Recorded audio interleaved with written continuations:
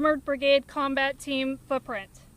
In just a moment, I'm going to introduce you to Brigadier General John Lubis. That's spelled J-O-H-N,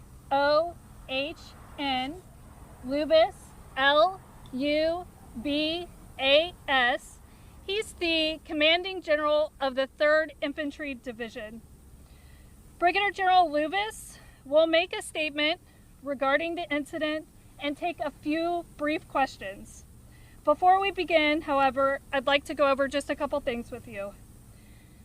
We have limited time for questions given that this is an ongoing investigation, and we may not have all the information that we can share, but we will try to be as transparent as possible. We will not release the name of any victims until the next of kin notification has been complete. We will not speculate as to any intentions, motives, or backstories, given that this is an ongoing investigation. When you ask your questions, we ask that you please give your name and the affiliation in case we need to do a follow-up. And it's a little hard to hear, so please speak up so that General Lubis can hear you and that you can hear him. Thank you, ladies and gentlemen. I will now turn it over to General Lubis.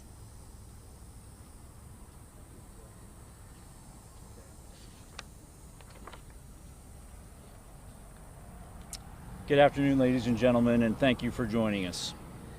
This morning, shortly before 11 o'clock, an active duty soldier assigned to Fort Stewart, Georgia, shot and wounded 5 of his fellow soldiers here on Fort Stewart. Thankfully, all are in stable condition and all are expected to recover. The alleged shooter is in custody. We have reestablished security. I have lifted all lockdown measures on Fort Stewart, and there is currently no threat to the local community. I'd like to recognize and thank our Army law enforcement and medical personnel and our partners from local, state, and federal law enforcement and emergency services for their quick response and support. I would also like to thank the brave soldiers who immediately intervened and subdued the shooter. These soldiers, without a doubt, prevented further casualties. Our wounded soldiers were initially evacuated to Wynn Army Community Hospital right here on Fort Stewart. All arrived in stable condition, and 3 of the 5 required surgical intervention.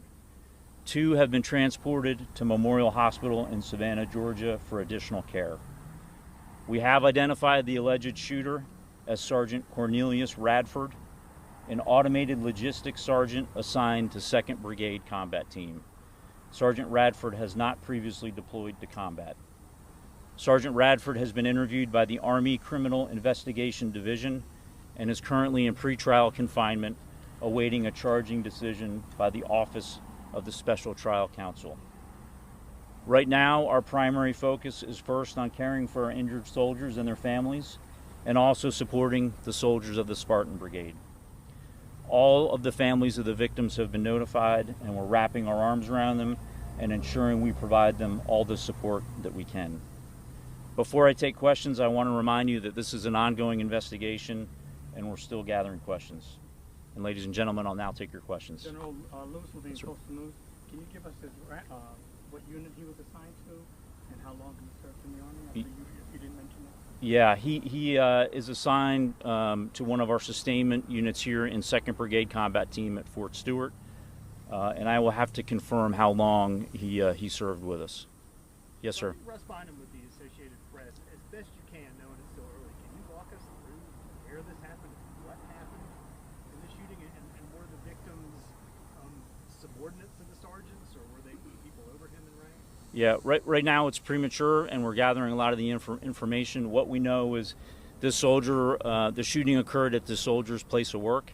It did involve his co-workers.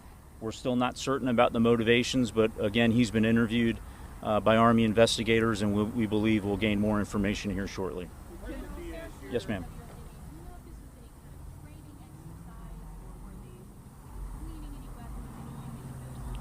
No, ma'am. We don't have any reason to believe it had anything to do with a training event. Other than that, I can't state the motivations for this soldier. We've heard that the shooter Yes, may sir. have been from the Jacksonville, Florida area. You confirm that. We also heard that he has maybe been arrested for DUI recently. Yeah, at this point, I can't confirm where he's from. We can follow up on that.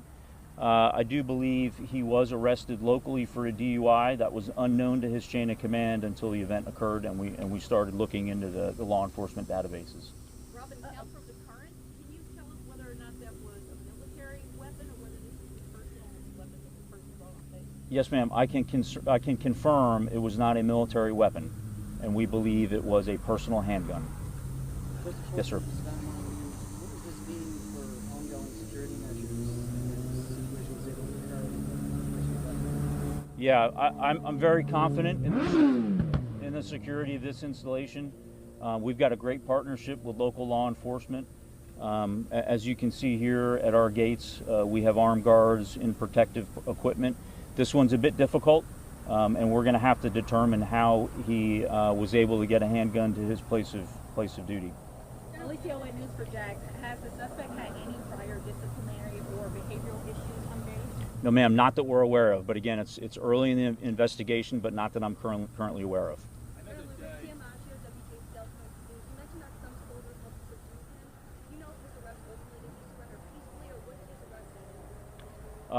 I don't have the details on that, but I know that his soldiers in the area that witnessed the shooting immediately and without hesitation tackled the soldier, subdued him, that allowed law enforcement to then take him into custody. And we've got time for one more question.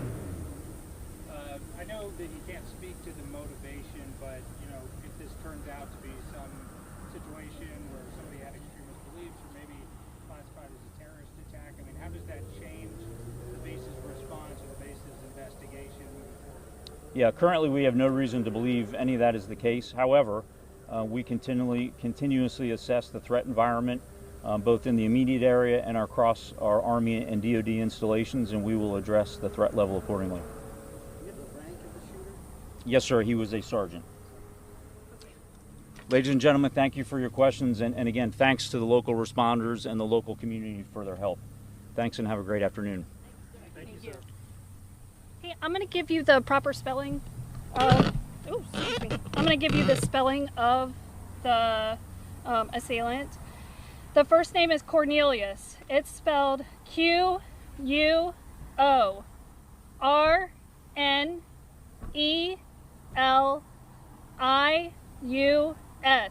Last name is Radford. R-A-D-F-O-R-D. Radford. He's 28 years old.